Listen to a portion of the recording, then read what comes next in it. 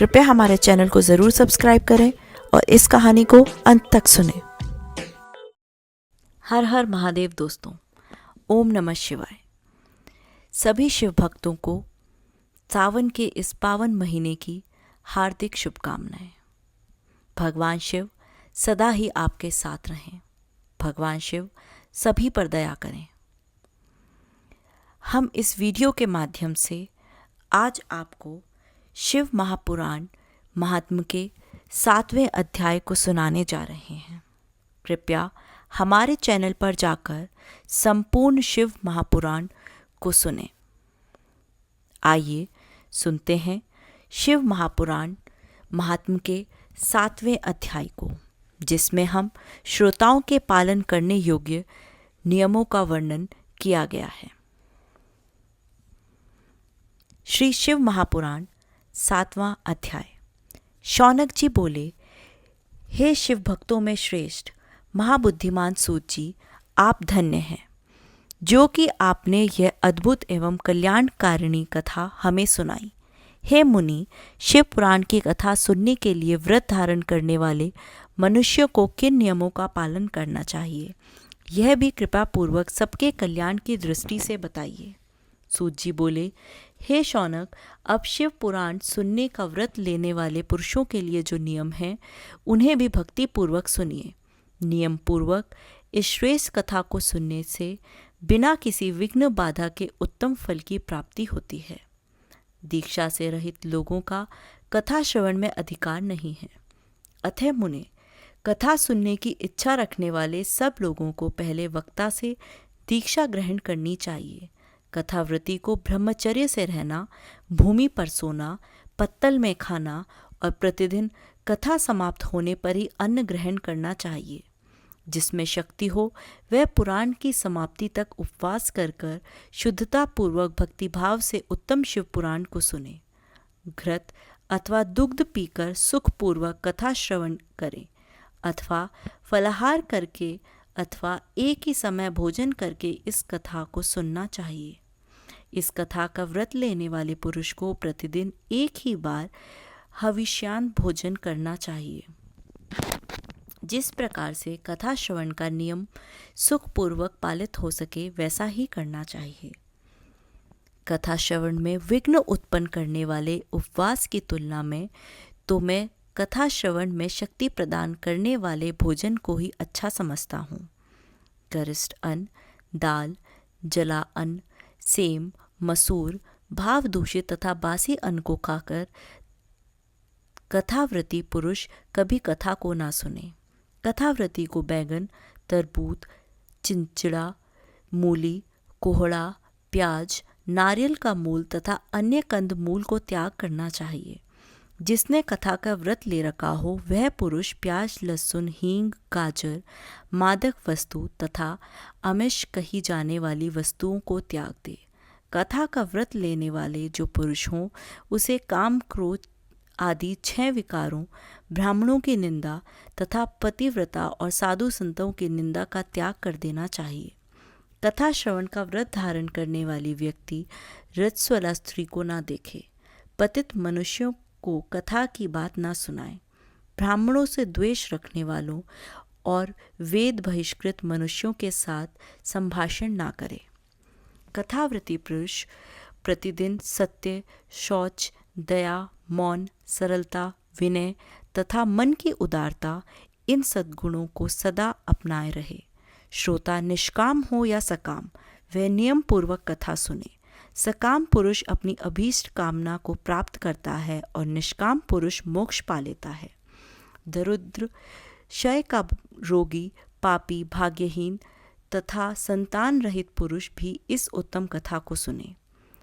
काकव्यंधा आदि जो 7 प्रकार की दुष्टा स्त्रियां हैं तथा जिस स्त्री का गर्भ गिर जाता हो, इन सभी को शिव पुराण की उत्तम कथा सुननी चाहिए। हे मुनि, स्त्री हो या पुरुष, सबको यत्नपूर्वक विधि विधान से शिव पुराण की उत्तम कथा सुननी चाहिए। इस शिव पुराण के कथा प्रयाण के दिनों को अत्यंत उत्तम और करोड़ों यज्ञों के समान पवित्र मानना चाहिए। इन श्रेष्ठ दिनों में विधि पूर्वक जो थोड़ी सी भी वस्तु दान की जाती है उसका अक्षय फल मिलता है। इस प्रकार व्रत धारण करके इस परम श्रेष्ठ कथा का श्रवण करके आनंद पूर्वक श्रीमान पुरुष को विधि शिव चतुर्दशी के उद्यापन के समान है। अतः यहाँ बताए गए फल की आकांक्षा वाले धनाढ़ लोगों को उसी प्रकार से उद्यापन करना चाहिए। अल्प पति वाले भक्तों के लिए प्राय उद्यापन की आवश्यकता नहीं है, वे तो कथा श्रवण मात्र से ही पवित्र हो जाते हैं। शिवजी के निष्काम भक्त तो शिव स्वरूप ही होते हैं। हे महर्षि, इस प्रकार शिव पुराण की कथा के पाठ एवं श्रवण संबंधी यज्ञ उत्सव की समाप्ति होने पर श्रोताओं को भक्ति एवं प्रयत्न पूर्वक भगवान शिव की पूजा की भांति पुराण पुस्तक की भी पूजा करनी चाहिए। तदंतर विधि पूर्वक वक्ता का भी पूजन करना चाहिए। पुस्तक को आच्छादित करने के लिए नवीन एवं सुंदर बस्ता बनाएं और उसे बांधने के लिए दृढ़ एवं दिव्य सूत्र लगाएं। फिर उसका विधिवत पूजन करें। पुराण के लिए जो लोग नया वस्त्र और सूत देते हैं वे जन्म जन्मांतर में भोग और ज्ञान से संपन्न होते हैं। कथावाचक को अनेक प्रकार के बहुमूल्य पदार्थ देने चाहिए और उत्तम वस्त्र, आभूषण और सुंदर पात्र आदि विशेष रूप से देने चाहिए। पुराण के आसन रूप में जो लोग कंबल, मृगचर्म, वस्त्र, चौकी, तख्ता आदि प्रदान करते हैं वे स्वर्ग प्राप्त करके यथेच्छ सुखों को उपभोग कर पुनः कल्प पर्यंत ब्रह्मलोक में रहकर अंत में शिवलोक प्राप्त करते हैं। मुनिश्रेष्ठ, इस प्रकार महान उत्सव के साथ पुस्तक और वक्ता की विधिवत पूजा करके वक्ता की सहायता के लिए स्थापित किए गए पंडित का भी उसी के अनुसार उससे कुछ ही कम धन आदि के द्वारा सत्कार करें। वहाँ आए हुए ब्राह्मणों को अन्न धन आदि का दान करें। साथ ही गीत, वाद्य और नृत्य आदि के द्वारा महान उत्सव करें। हे मुनि, यदि श्रोता विरक्त हो तो उसके लिए कथा समाप्ति के दिन विशेष रूप से उस गीता का पाठ करना चाहिए जिसे श्री रामचंद्र जी के प्रति भगवान शिव ने कहा था। यदि श्रोता गृहस्थ हो तो उस बुद्धिमान को उस श्रवण कर्म की शांति के लिए शुद्ध हविष्य के द्वारा होम करना चाहिए। हे मुनि, रुद्र संहिता के प्रत्येक श्लोक द्वारा होम करें अथवा गायत्री मन से होम करना चाहिए, क्योंकि वास्तव में यह पुराण गायत्रीमय ही है। अथवा शिव पंचाक्षर मूल मंत्र से हवन करना उचित है। होम करने की शक्ति ना हो तो विद्वान पुरुष यथाशक्ति हवनीय हविष्य का ब्राह्मण को दान करें। विभिन्न दोषों की शांति के लिए भक्ति पूर्वक शिव सहस्त्र नाम का पाठ अथवा श्रवण करें। इससे सब कुछ सफल होता है, इसमें संशय नहीं है, क्योंकि तीनों लोकों में उससे बढ़कर कोई वस्तु नहीं है। कथा श्रवण संबंधी व्रत की पूर्णता की सिद्धि के लिए 11 ब्राह्मणों को मधु मिश्रित खीर भोजन कराएं और उन्हें दक्षिणा दें। मुनि, यदि शक्ति हो तो 3 पल 12 तोला सोने का एक सुंदर सिंहासन बनवाएं और उस पर उत्तम अक्षरों में लिखी अथवा लिखाई हुई शिव पुराण की पुस्तक विधि पूर्वक स्थापित करें।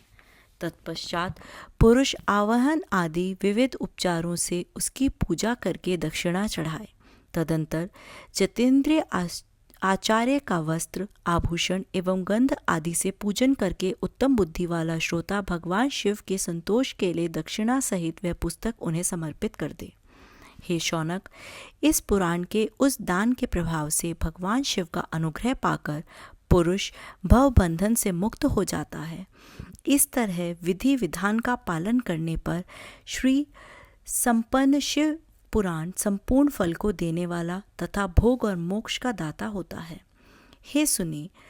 हे मुनि, मैंने आपको शिव महापुराण का यह सारा महात्म्य जो संपूर्ण अभीष्ट को देने वाला है बता दिया है। अब और क्या सुनना चाहते हैं? श्री संपन्न शिव पुराण समस्त पुराणों का तिलक स्वरूप माना गया है। यह भगवान शिव को अत्यंत प्रिय है, रमणीय तथा भव रोग का निवारण करने वाला है। जो सदा भगवान विश्वनाथ का ध्यान करते हैं, जिनकी वाणी शिव के गुणों की स्तुति करती है, जिनके दोनों कान उनकी कथा सुनते हैं, इस जीव जगत में उन्हीं का जन्म लेना सफल है। वे निश्चय ही संसार सागर से पार हो जाते हैं। भिन्न भिन्न प्रकार के समस्त गुण जिनके सच्चिदानंदमय स्वरूप का भी स्पर्श नहीं करते, जो अपनी महिमा से जगत के बाहर और भीतर वाणी एवं मनोवृत्ति रूप में प्रकाशित होते हैं, उन अनंत आनंद घन रूप परम शिव की मैं शरण लेता हूँ। इस प्रकार श्री स्कंद महापुराण में सनत कुमार संहिता के अंतर्गत श्री शिव पुराण के श्रवण वृत्तियों के विधि निषेध और ग्रंथ तथा वक्ता के पूजन का वर्णन नामक 7वां अध्याय पूर्ण हुआ। श्री शिव महापुराण महात्म्य पूर्ण हुआ। हर हर महादेव। ओम नमः शिवाय। आज की इस वीडियो में बस इतना ही। आपको ये वीडियो कैसी लगी आप हमें कमेंट में ज़रूर बताएं और अपने दोस्तों के साथ ज़रूर शेयर करें। हमारे चैनल को भी सब्सक्राइब कर लें। फिर मिलते हैं किसी नई वीडियो के साथ। तब तक के लिए धन्यवाद।